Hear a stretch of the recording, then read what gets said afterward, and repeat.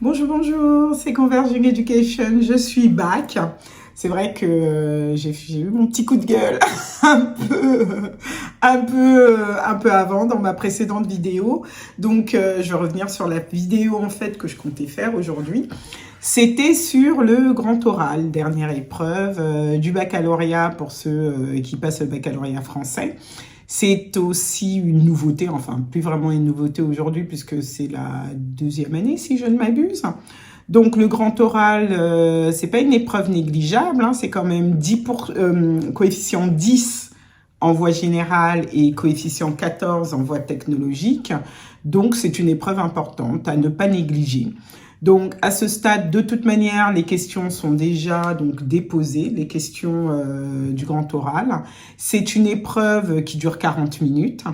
Donc, il y a 20 minutes de préparation où vous allez donc préparer votre exposé oral et 20 minutes de présentation et d'échange devant le jury. Donc, vous allez présenter donc vos deux questions.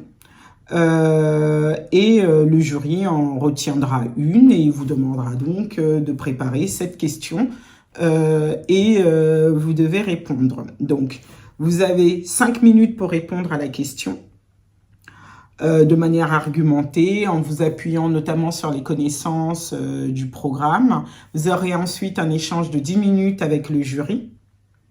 Et ensuite, vous avez 5 minutes où vous allez présenter votre projet d'orientation. Donc, présenter, on va également vous poser des questions. Donc, moi, j'ai déjà fait partie du jury du grand oral. Je le prépare aussi avec mes élèves.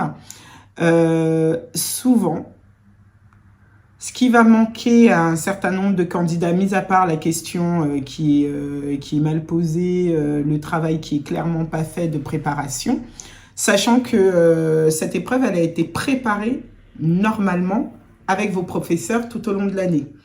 Donc, il y a souvent des élèves, bien entendu, qui n'ont pas suivi le calendrier de préparation, qui n'ont pas fait valider leurs questions comme il leur était demandé. Et de toute manière, les professeurs peuvent pas faire de miracle. Hein. La question, elle va se retrouver comme telle finalement. Et vous allez devoir présenter celle-là, sachant que vous ne pouvez plus changer et vous ne pourrez pas emmener de documents. Donc, il va falloir donc bien maîtriser son sujet, anticiper les questions. Et n'oubliez pas une chose, c'est que souvent, votre question, elle va porter sur un champ, une discipline, par exemple les SES, sur laquelle vous avez plus à arc-bouter donc votre problématique. Mais par exemple, dans votre jury, il y a 2 enseignants. L'autre peut être par exemple un enseignant de français ou un enseignant d'histoire qui lui va avoir sur votre sujet une approche différente et donc les questions peuvent diverger de celles que vous auriez éventuellement attendues. Donc, il n'en demeure pas moins que le grand oral, c'est un exercice d'oral. On vient préparer. On doit produire un discours clair, argumenté et motivé. On doit montrer qu'on maîtrise son sujet. Alors, les mauvais candidats, c'est ceux qui m'apprennent tout par cœur. Ils sont là, oui, pas de respiration, ni rien. Enfin, pas d'échange, pas d'eye contact, ou sinon un vocabulaire qui n'est pas du tout approprié. On sent qu'il y a peu de maîtrise du sujet ou peu de recherche. Ceux qui parlent trop vite, ceux qui parlent trop bas, ceux qui n'articulent pas, on ne comprend rien. Et il y a ceux qui sont extrêmement confiants, mais souvent extrêmement superficiels également. Et il y a ceux qui s'offensent de certaines questions. Ah bah non, mais moi j'ai pas vu ça, c'est pas comme ça que je le vois. Donc, le grand oral, c'est un échange. Préparez-vous, et notamment la dernière partie qui semble toute simple sur l'orientation. Je suis toujours assez surprise du fait qu'un certain nombre d'élèves la négligent, alors que c'est une partie qui vous permet de shine, d'éblouir, de montrer la cohérence de votre parcours, de votre question éventuellement avec vos ambitions scolaires, académiques, et que souvent, oui, alors vous avez aimé finalement ce cycle de terminale? Non, pas du tout. Et pourquoi? Parce que j'aimais pas, je n'ai pas en cours. Enfin, c'est pas ce qu'on me demande, Gérard. essaye d'être un peu plus explicite, de montrer, même dans une réponse négative, de montrer ce que tu as appris, ce qu'ont été éventuellement les limites, peut-être que le style d'apprentissage au lycée ne te convient pas, et en plus on arrive quand même dans la période où vous avez déjà des réponses de Parcoursup, donc il est évident que vous n'allez pas nous dire bah, « je sais pas trop ». Je sais pas, j'hésite entre un BUT et, je sais pas, une fac de lettres. Mais bon, je sais pas trop la différence entre les deux, donc je verrai. Donc, c'est très très mauvais comme réponse. Et il y a aussi le fait que bah, souvent, on sent que vous maîtrisez une question et pas l'autre. Alors, comment on le sait? C'est que déjà, au moment où vous choisissez, où on choisit, on vous dit bah, ça sera cette question. On voit certains candidats tiquer, d'autres demander carrément « Est-ce que c'est possible d'avoir l'autre question ?» Bah non. En général, c'est la réponse qui vous sera apportée. Et puis, il y a tout simplement ceux qui abordent la question de manière tellement... Les questions sont parfois très bonnes, mais la manière d'y répondre est très peu intéressante. Cette année, je suis surprise par certains de mes élèves qui ont des questions mais tellement intéressantes. Il y a notamment une sur les métaverses, là, j'ai tellement appris, j'étais là, waouh. Attirez votre auditoire, montrez-vous, dialoguez avec nous, le regard, le sourire, rebondissez sur nos questions. N'hésitez pas, excusez-moi, si vous avez par exemple fait un faux départ, dites excusez-moi, je suis un peu nerveux, est-ce que je peux recommencer? Et soufflez, c'est une épreuve d'oral. Ce qu'on va juger, c'est votre capacité à pouvoir vous exprimer à l'oral, à pouvoir faire des transversalités avec l'ensemble des enseignements que vous avez pu avoir. Et on va également vous demander de savoir gérer le temps. Donc, évitez de déborder. Donc, entraînez-vous encore. Il vous reste pour certains quelques heures, pour d'autres quelques jours. Entraînez-vous, chronométrez-vous pour que le jour J, vous soyez prêt, vous ne soyez pas déconcerté. Enregistrez-vous.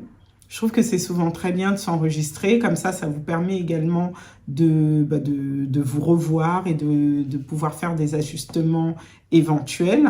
Et pourquoi pas mimiquer des jurys avec, par exemple, vos parents, des amis.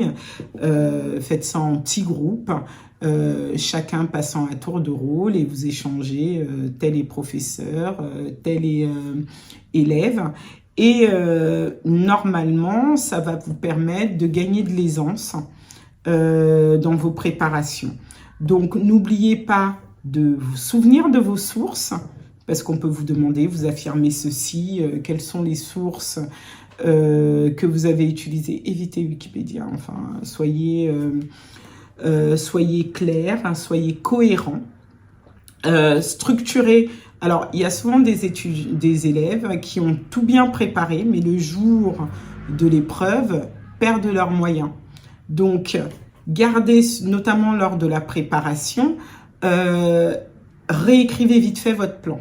Comme ça vous permet d'organiser, de structurer votre exposé et de garder cette structure en mémoire. D'où l'intérêt de la préparation, d'où l'intérêt également des simulations préalables à la maison, parce qu'en fait, ça vous permet d'ancrer la structure de votre exposé. Donc, gardez à l'écrit que la manière de vous exprimer à l'oral ne sera pas exactement celle qui était sur le papier. Parce que notamment quand nos élèves préparent le grand oral, ils nous remettent donc des écrits qui sont souvent très très bien, clairs, cohérents. Mais ils oublient qu'ils auront à retranscrire tout ça à l'oral. Et les règles de l'oral sont différentes. Donc, n'oubliez pas que l'exposé oral, plus il est vivant, plus vous souriez, le regard, regardez pas vos pieds, votre présentation, Vous serez debout la première partie de l'exposé. Donc, essayez de nous regarder dans les yeux, essayez d'être avenant, dialoguer avec le jury. Si vous ne comprenez pas, par exemple, certaines questions, n'hésitez pas à le dire, on peut éventuellement les reformuler. Et entraînez-vous le plus possible pour réussir cet oral. Ceux qui réussissent en général, c'est ceux qui maîtrisent leur sujet, qui ont anticipé un certain nombre de questions, un certain nombre de limites, et également qui se sont entraînés. Donc, et tout le monde est susceptible au regard de la grille. Hein. Franchement, la grille de notation, elle vous est extrêmement favorable. Et ceux qui ont des notes en dessous de la moyenne ou en dessous de 12, clairement, c'est parce que vous vous êtes peu préparé. Je trouve que c'est une épreuve qui vous permet, là, de montrer toutes vos capacités. Et tout le monde peut la réussir. Nous est arrivé de donner des 18, des 20, de manière assez régulière, parce que tout simplement, c'était bon. C'était bon, donc allez-y, donnez tout. Dernière épreuve, allez chercher les belles mentions et à très bientôt à l'université. Et je n'ai pas éteint